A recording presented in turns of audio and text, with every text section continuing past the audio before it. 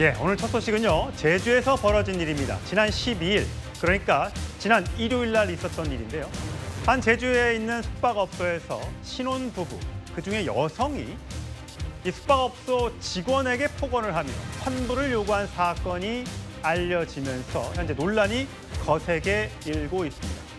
저희 채널A 제작진이 당시 녹취를 입수했는데 먼저 들어보시겠습니다. 저희가 지금 이거 신혼여행인데 저희가 렌트를 아예 안 해서 가는데 남편이 그 결제를 한 게 지금 방금 했는데 뭐 취소가 안 되는 이유가 어떤 걸까요? 일단 무료 취소 시간이 지났어요, 고객님. 그리고 예약되고 나서 저희가 확인 전화 드렸을 때 확인 전화도 다 받으셨잖아요. 그러면 만약에 저희가 여기 숙소를 이제 이용하고 마음에 안 들어가지고 이제 불쾌한 채로 이제 이 여행이 끝나면 숙소 쓰기도 안 좋으실 텐데. 근데 고객님 그거는 그렇게 말씀하시는 건 아닌 것 같아요. 고객님이 일단 예약을 하신 거고 저희가 예약을 해달라고 막 어떻게 압박을 드린 게 아니잖아요. 그러면 일부 취소라도 안 되나요? 저희가 이게 1박이 아니라 2박이잖아요. 그럼 1박 취소만 하는 것도 안 되나요? 이거 저희한테 문의하지 마시고 문의하세요. 취소 규정이라는 게 있고요, 고객님. 다 알고 예약을 하신 거잖아요. 그러면 제가 리뷰에 여기는 하기 전에 절대 취소나 또 다른 서비스를 하지 않으니까 그대로 이용하셔야 된다. 예약을 하셔야 리뷰를 된다. 받으시겠다고 말씀하시는 건 저한테 지금 협박을 하시는 걸까요? 네, 맞아요. 그리고 아니 꼭 가가지고 한번 얼굴 뵙고 말씀드리고 싶은데 아니 무슨 직원 주제에 직원 사장도 주제에. 아니고 아. 월급 200만 원짜리 받으면서 지금 뭐 이러네 저러네 하는 게 지금 너무 어이가 없거든요. 예, 지난 12일 제주로 걸려온 전화의 목소리를 들었습니다. 결혼식을 11일 날 했는 모양이에요. 오후 낮 1시 50분경에 여행 앱을 통해서 전화로 한 게 아니라 앱을 통해서 2박 3일을 예약했는데 당일, 예, 보통 신혼여행을 당일날 예약하는 경우는 드문데 일단 당일 예약을 했다고 합니다. 그랬더니 남편 되는 분이 남성이 먼저 예약을 했는데 아내가 싫어한다라고 예약을 취소해달라고 했지만 15분이 지났기 때문에 이게 예약 앱에서는 10분까지는 예약 취소를 해주는데 15분은 그 10분을 지났기 때문에 취소가 어려웠나 봅니다. 그래서 환불이 어렵다라고 얘기했더니 저렇게 그 전화를 바꿔받은 신부가 전화를 받아서 아니 무슨 고등학교밖에 안 나온 사람이 뭐 월급 200만 원짜리 받은 사람이 이러면서 이야기를 한 겁니다. 자, 김수희 변호사. 네.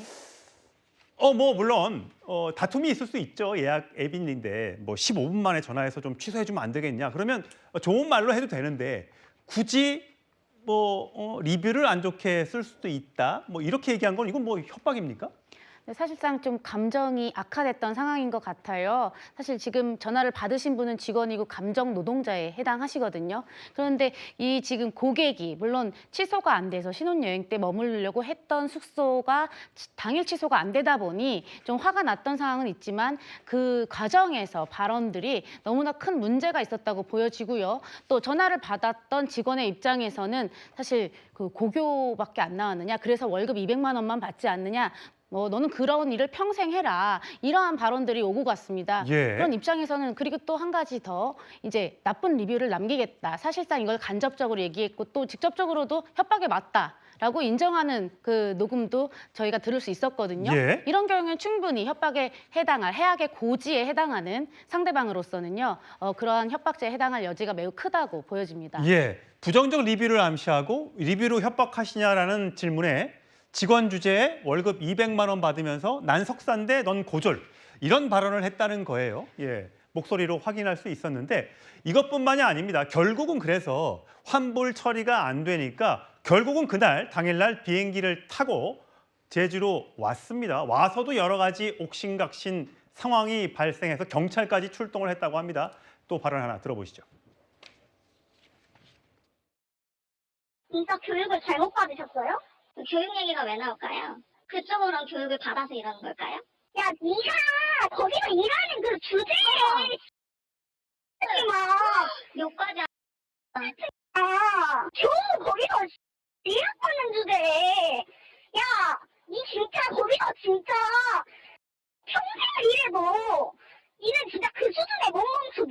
뭐 이런 가 있어. 저는 석사인데 너네 고등학교 졸업했으니까 거기서 그 예약받고 괜히 시비 걸고 고등학교 졸업해가지고 어디서 무슨 말도 안 되게 우리 집을 적치고 있어. 야 너한테 떼시고 하니까 니네 직원들이 나한테 뭐라는 거 아냐? 내가 이거 너가 응대한 거 그리고 내가 소비자로서의 권리로 그대로 블로그 이거 다 올려서 예, 윤 실장님. 워낙 제가 삐처리, 묵음 처리를 많이 해서 욕설이 많았던 통화 내용이었어요. 결국은 환불 처리가 안 되니까 찾아갔는데 결국 업주가 업무 방해가 될 것 같아서 입실을 거부했다고, 사장님이 입실을 거부했다고 합니다. 이런 경우는 어떤 보통 물론 내가 환불을 못 받고 또 좋은 날 결혼을 하는 날인데 신혼여행을 못 갈 거 망치게 될 것 같아서 기분 안 좋을 수는 있지만 이렇게까지는 하는 건 좀 문제가 없습니까? 문제가 많이 있어 보이는데요. 이걸 지금 형법상으로 다루면은 이제 욕을 했기 때문에 예. 경멸의 의사 표시를 했기 때문에 형법상 모욕죄가 적용될 가능성은 있지만 우리 형법은 모욕죄의 구성 요건이 공연성을 충족을 해야 됩니다. 근데 지금 단 두 사람만의 대화이기 때문에 공연성은 충족되지 않을 것으로 보입니다. 남들 앞에서 망신을 줘야 되는데 안 했다. 그렇죠. 그래서 독일 같은 경우에는 인격권의 침해로 봐가지고 단둘이 있는 상황도 모욕죄로 처벌을 할 수는 있지만은 우리나라 형법상으로는 모욕죄는 아직까지는 좀 힘들 것으로 파악이 됩니다. 그렇군요. 김수희 변호사. 그럼 모욕죄 말고 다른 법적으로 어떻게 처벌할 수 있는 권한은 있는 겁니까? 지금 사실 저 사업주는 업무방해죄로 지금 저 상대방 그 고객을 이제 고소한 상태입니다. 예. 사실 사업주도 좋게 이제 해결을 하려고 했다고 합니다. 그런데 이 직원 이 녹음을 들어본 이상 절대로 그냥 넘어갈 수 없다. 그리고 당일 이 여성이 내가 사과를 오히려 받겠다고 찾아왔다고 예, 해요. 저게 이제 제주의 숙박업체 그 여성분이 12일 날 오후에 결국 온 거예요. 근데 입실을 거부당하니까 저기서 또 옥신각신 실랑이가 있었던 모양입니다. 네, 사실 사업주는 이 자리에서 이 직원에게 사과를 하면 예. 취소 처리해주겠다. 환불해주겠다. 네네네 이렇게 제안을 했다고 하는데 예. 오히려 이 여성은 얼굴을 보고 직원이 원숭이 같이 생겼다라는 등 예? 네, 이러한 발언을 그 자리에서 오히려 하면서 사과는커녕 더욱더 화를 돋우는 행동들을 계속했다고 합니다. 결국엔 이제 입실을 하지는 못했고요.